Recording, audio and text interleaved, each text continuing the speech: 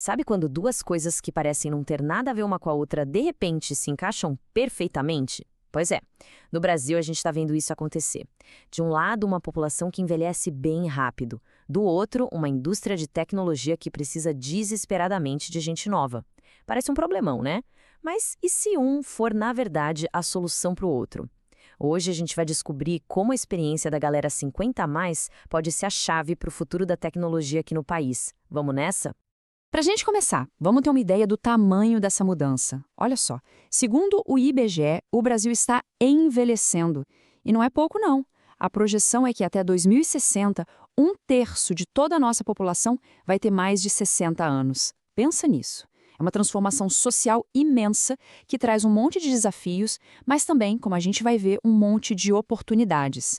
Agora, do outro lado da moeda, a indústria de tecnologia tem um número que também impressiona. A Brascom estima que até 2025 vão surgir quase 800 mil novas vagas na área de TI. O problema? O risco é que mais da metade dessas vagas fique sem ninguém para ocupar por pura falta de profissionais qualificados. É um gargalo que pode simplesmente frear a inovação e o crescimento do Brasil. E aqui que está o ponto central da nossa conversa de hoje. Esse é um duplo desafio brasileiro.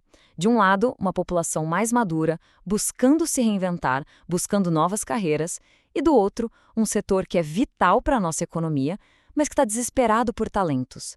A grande pergunta é: e se um for a resposta para o outro? Bom, nosso roteiro para desvendar essa história é o seguinte: a gente vai começar entendendo melhor esse duplo desafio, depois vamos falar sobre as barreiras da exclusão, aí vamos ver como a área de TI pode ser uma porta de entrada, que tipo de carreira é possível sem um diploma e, por fim, o impacto incrível que a experiência de vida traz para esse setor. Então vamos lá, começando pelo nosso primeiro ponto. Essas duas tendências, o envelhecimento da população e a falta de gente qualificada em tecnologia, elas não são só números num gráfico, sabe? Elas são as forças que, neste exato momento, estão moldando o futuro social e econômico do Brasil. Só que para essa conexão acontecer, a gente precisa primeiro encarar os obstáculos de frente. E talvez o maior deles seja a barreira da exclusão digital, que infelizmente afeta muito mais a população mais velha.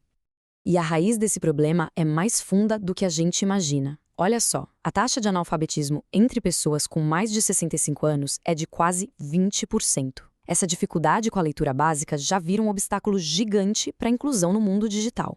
Quer dizer, antes de ensinar a mexer num aplicativo, a gente precisa garantir o básico do básico. E não é só uma questão de alfabetização, não. Tem também uma barreira psicológica muito forte. Uma pesquisa da USP mostrou que 40% dos idosos que eles entrevistaram têm medo de quebrar o aparelho. É um medo de errar, a dificuldade com aquelas letrinhas pequenas, com menus complicados, e muitas vezes a falta de paciência da própria família para ensinar com calma. Isso tudo cria um ciclo de insegurança que afasta as pessoas da tecnologia. Então, como é que a gente quebra esse ciclo de medo?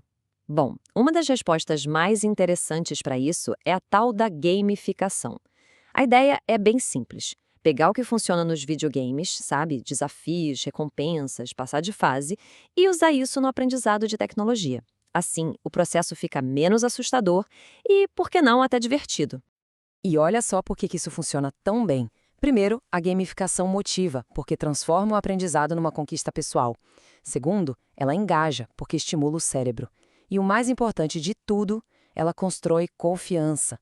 Pensa bem, num jogo, errar não é o fim do mundo. Faz parte do processo para você aprender e tentar de novo. Isso ataca diretamente aquele fator medo que a gente acabou de ver. Ok, com essas barreiras começando a cair, vamos olhar para a solução. E a grande porta de entrada para essa turma está, surpreendentemente, no próprio setor de tecnologia. E isso graças a uma mudança radical em como as empresas de TI enxergam o que é um talento. Durante muito tempo, o diploma de faculdade era o que abria as portas, certo? Mas a área de TI meio que virou essa regra de cabeça para baixo. Hoje, o que as empresas mais querem saber é: tá, mas o que essa pessoa sabe fazer na prática? Habilidades reais que você pode comprovar com certificados, com projetos que você já fez. Isso, muitas vezes, vale mais do que um diploma formal na parede. E essa frase do Fábio Câmara, da Associação Brasileira das Empresas de Software, resume tudo: a vontade de aprender, a iniciativa. Isso se tornou o grande diferencial.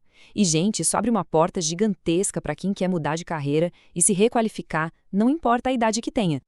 Ok, muito legal, mas que carreiras são essas de verdade? Vamos dar uma olhada em algumas áreas que estão bombando e que não precisam necessariamente de um diploma universitário. Esse mapa aqui mostra bem o caminho das pedras. Olha só. Desenvolvimento web com salários que já começam legais, acima dos R$ 3.000. Segurança cibernética e análise de dados, áreas super críticas onde está faltando muito profissional. E suporte técnico, que é uma ótima porta de entrada. O ponto mais importante é que todas essas carreiras são acessíveis. Você pode chegar lá com cursos focados, bootcamps e, claro, muita dedicação, sem precisar de 4 anos numa faculdade. Agora, a gente chega na parte que eu acho a mais transformadora disso tudo. Porque contratar profissionais com mais de 50 anos não é só tapar buraco, preencher vaga. É sobre adicionar uma camada de valor que os talentos mais jovens, por mais geniais que sejam, simplesmente ainda não tiveram tempo de vida para desenvolver. E para a gente entender esse valor, primeiro a gente precisa dar nome ao preconceito. Etarismo. É aquela ideia antiga, ultrapassada, de que gente mais velha é menos adaptável, menos inovadora. Esse movimento de trazer a turma 50 a mais para a área de TI bate de frente com esse estereótipo. E aqui está o pulo do gato. A experiência de vida se transforma em vantagem competitiva de verdade no trabalho. A gente está falando de maturidade para lidar com uma crise sem pânico, de visão estratégica para enxergar além da linha de código, de resiliência para não desistir no primeiro bug complicado. E, claro, das famosas soft skills, saber se comunicar, pensar criticamente, que foram afiadas ao longo de décadas. Então, no fim das contas, o argumento é muito forte.